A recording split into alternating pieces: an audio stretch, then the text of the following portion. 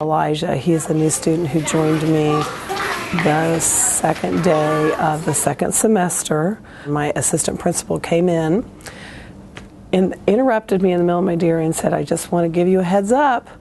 You're getting a new student tomorrow." And I thought, usually you just get a card in your box. And he said, "I'm not going to be here, and Mr. Axel, the principal, is not going to be here.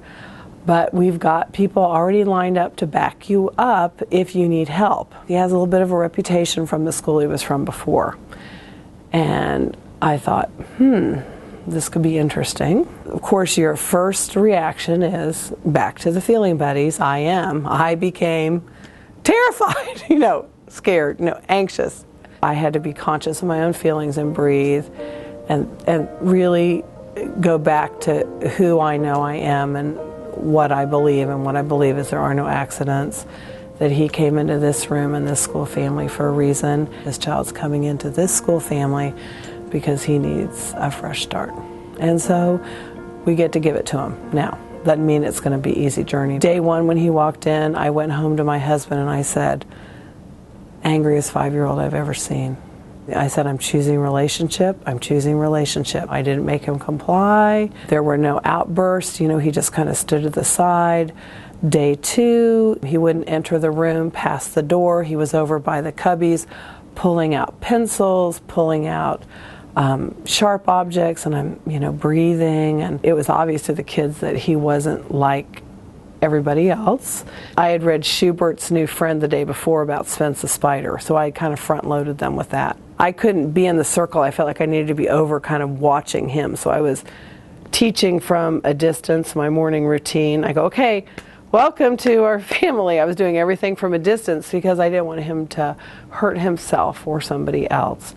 And then I'd come back to the rocker to do something I had to do, and in the meantime, Jad goes, "I think he needs angry," and he runs over and he gets angry and he takes it over and he just threw it, and he goes, "I'll just put it right here." And I said, "He doesn't know about angry yet." And then someone goes, "We'll try a bear." Aubrey went and got a bear, and of course the bear went flying, and I said, "Let's just wish him well, boys and girls." And Gavin goes, "I know." He goes, "I'll get him the breathing things." And he goes and gets the icons that I have on a ring in the safe place, and he brings those over. And Gavin's a little more, he's seeing things flying.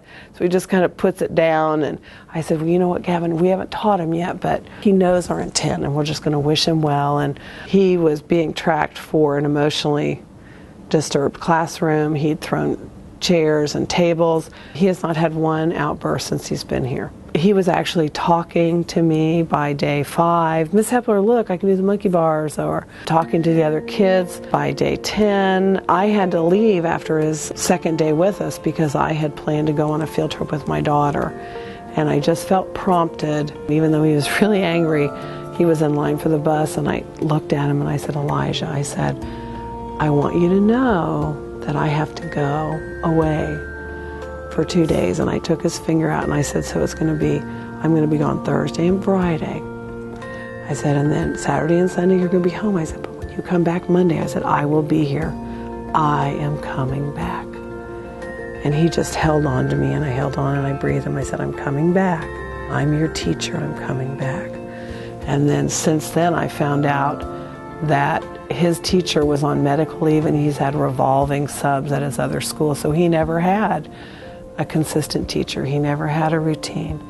He's academically really low, and he sees that now, and so he's angry this week.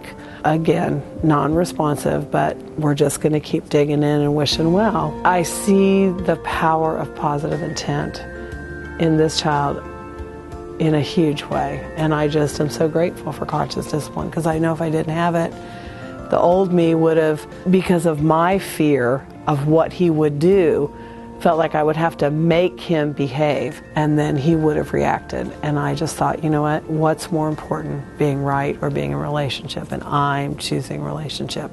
And once I've built relationship, which takes 6 weeks, then we can work on compliance.